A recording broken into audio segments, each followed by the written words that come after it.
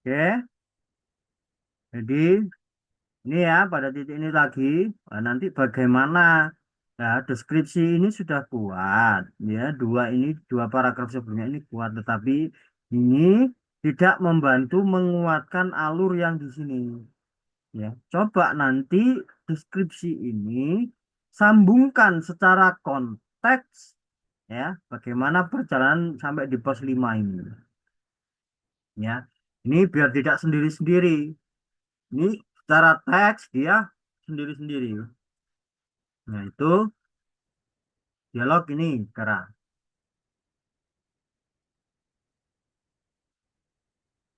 Nah, ini adalah strategi-strategi ya yang bisa dimunculkan melalui dialog tanpa di sini ya. Ketika mendeskripsikan di awal ini bagaimana kegawatan itu ya, nanti digambarkan ya, kondisi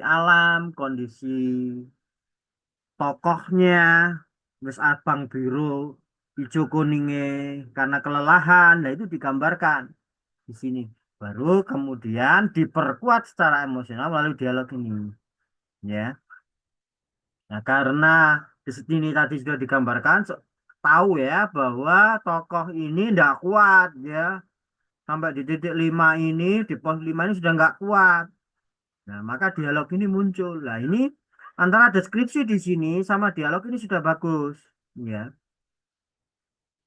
Tidak tumpang tindih, dialog sendiri, punya logika sendiri, deskripsi nanti punya logika sendiri. Nah, ini maksud maksud saya logika antara dialog dan deskripsi di sini, ya.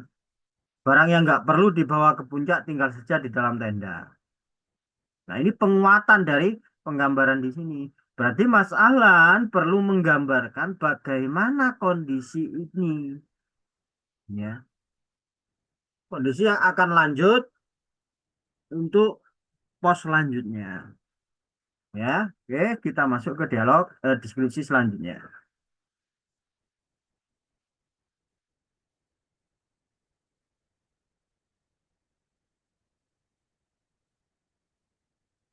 Nah, ini kehadiran pukul 9 malam, ya. Ini ada penempatan posisi ini, ya. Ini tidak tepat. Bagaimana kapan nanti sampai memunculkan jam biar pas, ya. Ini gabung menjadi satu, ya.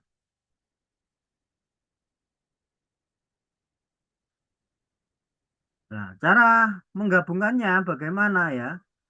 Nah, ini loh kondisi dingin ini, ya. Nanti digabungkan di sini padahal sekarang masih pukul 9 malam. Ya. Jadi ini kondisi dingin padahal belum masuk menjelang pagi atau tengah malam, ya. Puncak kedinginan itu kan nanti di atas jam 12, paling tinggi di jam 3. Itu kan pusat kedinginan ketika malam itu kan di titik-titik itu, ya. Tapi di sini digambarkan 9 malam saja sudah seperti ini. Ya apalagi nanti lah itu suasana itu ya, dingin yang mencekam dan meneror itu bagaimana bisa muncul, ya, di sini. Nah, itu nanti ditata kembali.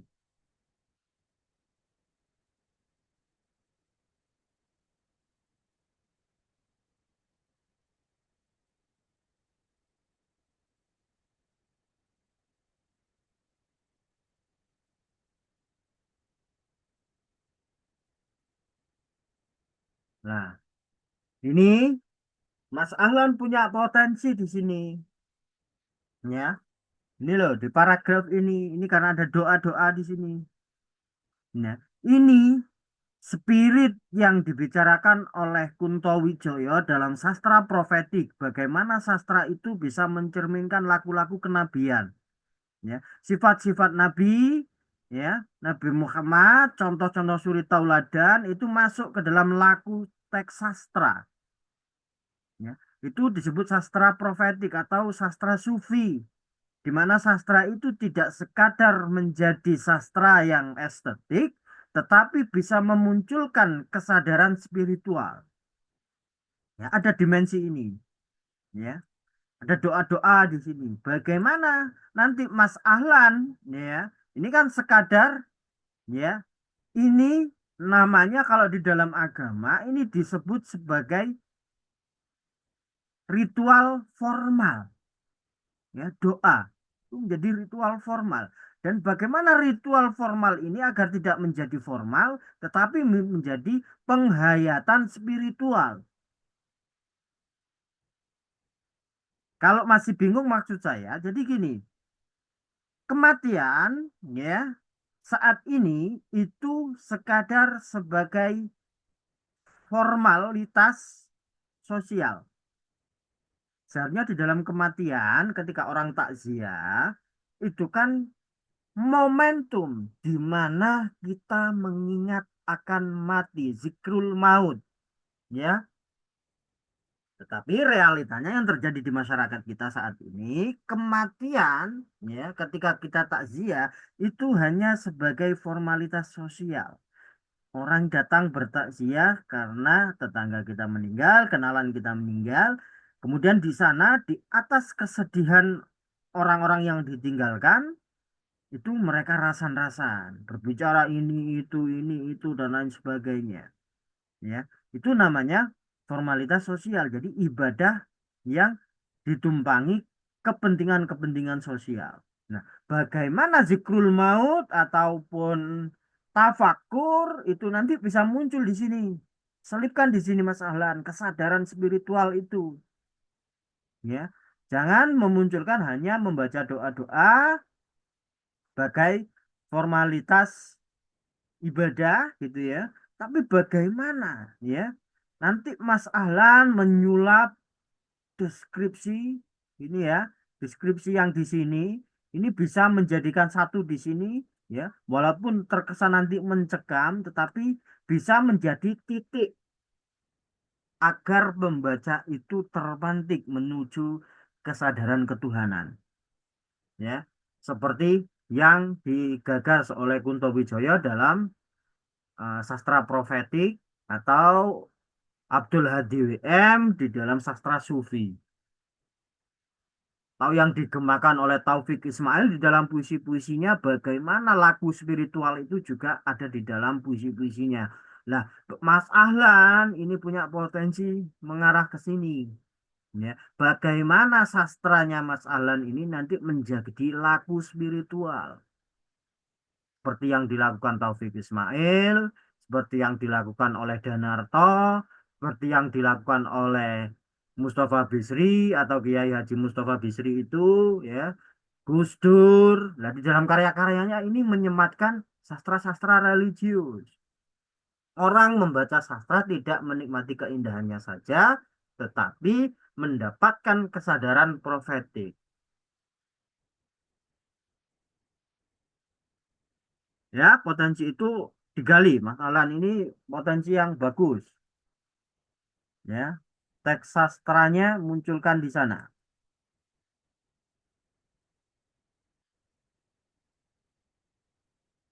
Kemudian di sini kita lanjut lagi.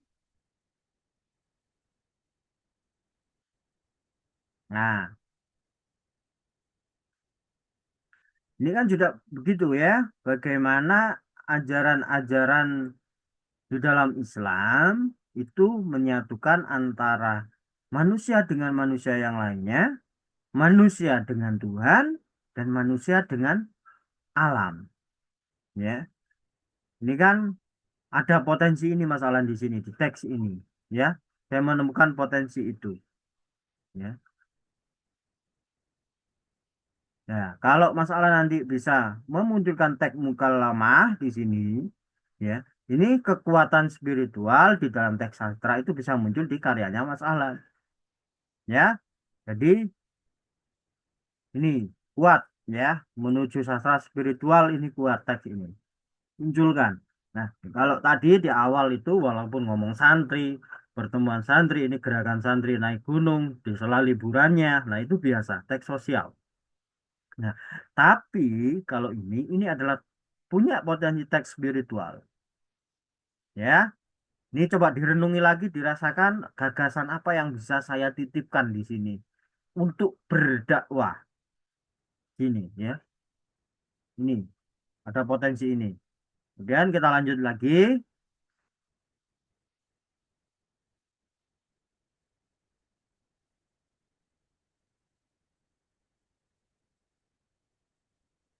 Nah, ini ada kesalahan.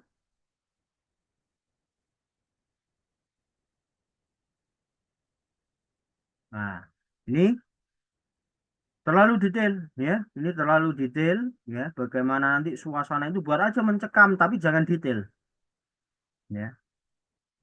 Ini. Kemudian paragraf selanjutnya.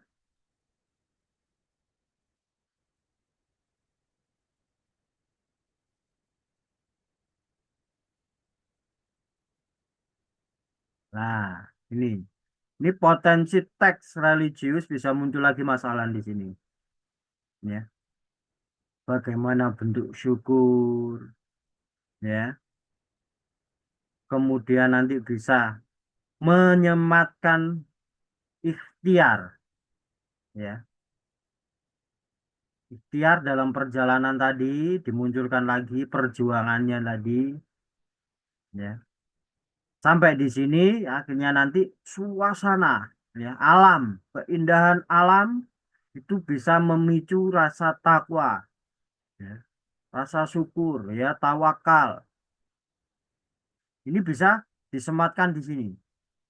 Ini tinggal mengasah sedikit saja, itu akan ketemu nanti di sini tawakalnya. Bahwa tawakal itu kan bukan berarti kita pasrah tanpa perjuangan. Nah, esensi tawakal itu kan dalam perjuangan ini, ya. Dari awal persiapannya apa gitu ya, sampai naik di puncak. Ketika di puncak, nah ini ketika di puncak menikmati alam, keindahan alam ini kan tawakal. Jadi itu memasrahkan di sana dengan perjuangan-perjuangan yang sudah dilakukan di awal. Nah, ini teks religius bisa masuk di sini. Kemudian bisa kembali lagi di sini. Nah, ini aktivitas duniawi bisa dilakukan lagi di sini. Ya, bagaimana menggambarkan ini kesenangan-kesenangan dengan teman dan lain sebagainya.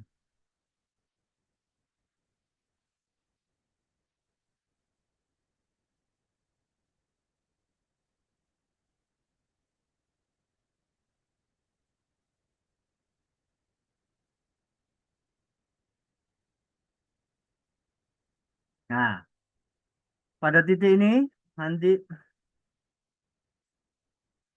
ini perlu hati-hati di sini Mas Alan, ya. Jangan diberi pesan dan kesan di sini. Biarkan pembaca yang menciptakan teks ini sendiri. Sampean tinggal mengemas bagaimana perjalanan itu selain perjalanan fisik juga merupakan perjalanan spiritual dari apa yang dipelajari di pesantren. Ternyata ini loh tersimbol dalam perjalanan ini. Nah, kalau ini kan semacam ya, dakwah ya, atau semacam ceramah agama itu kan ya kayak gini ini. Ya. Tapi kalau menurut saya akan menjadi kuat ketika ini biar orang membaca itu akan menyimpulkan ini ya. Tapi nanti sampai tinggal mencari pemantik lah kayak gini loh.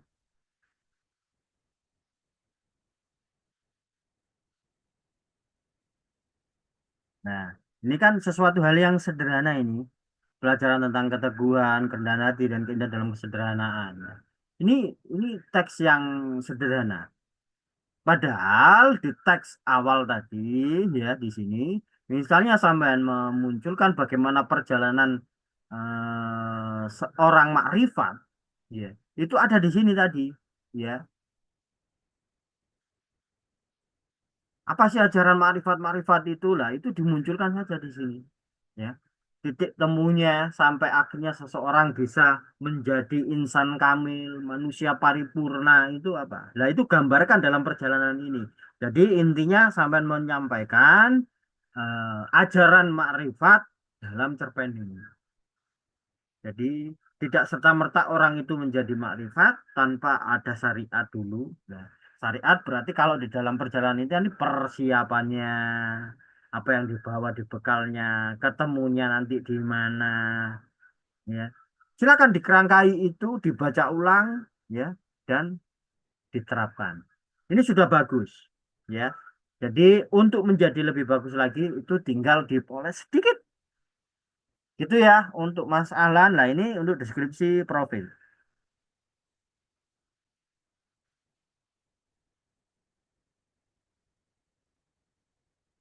Ya. Ini kurang elegan lah ya. Nanti tinggal munculkanlah, ya. Elegan-elegan itu ini bisa lebih elegan dari ini kok, Mas Alan. Ya, pencapaian-pencapaiannya apa itu bisa menjadi portofolio. Ini bayangkan ini portofolio ya. Nah, dari sini ini kurang gagah ya. Munculkan kegagahan itu ya dengan format yang lebih baik. Jadi itu untuk proses kreatif hari ini yang lain ya bisa komunikasi atau mengirimkan. Ya, walaupun nanti mungkin tidak bisa saya bahas di pertemuan karena pertemuan itu kita habiskan di minggu ini gitu ya. Pak, mohon maaf sebelumnya. Ya, silakan. Saya hari Selasa kemarin kan sudah ngirim ke Bapak revisian cerpen saya itu. Nah, Ya, itu sudah ACC atau bagaimana, Pak?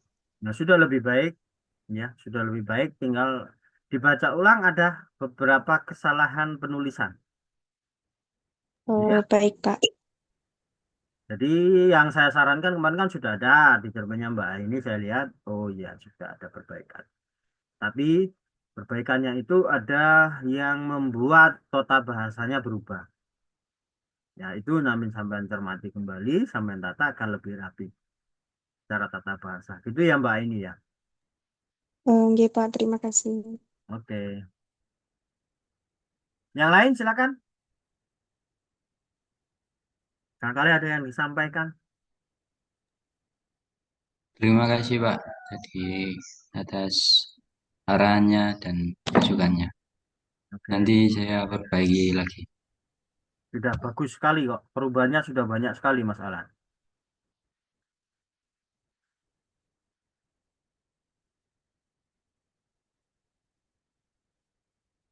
Ada lagi yang mau disampaikan silakan.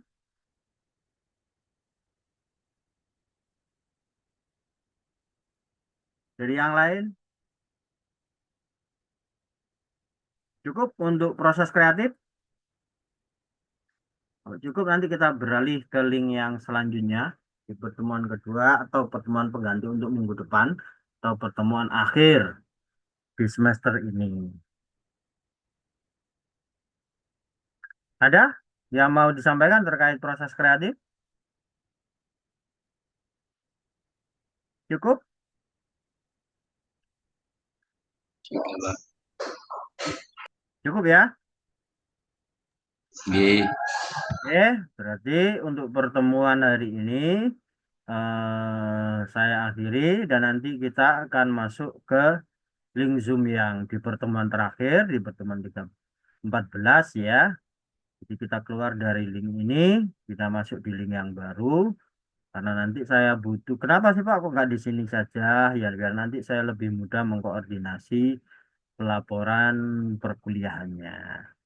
Ya, jadi kayak gitu. Oke, untuk di pertemuan hari ini cukup sekian. Saya akhiri wassalamualaikum warahmatullahi wabarakatuh. Waalaikumsalam warahmatullahi wabarakatuh. Oke, kita berganti link yang satunya ya. Iya, Pak.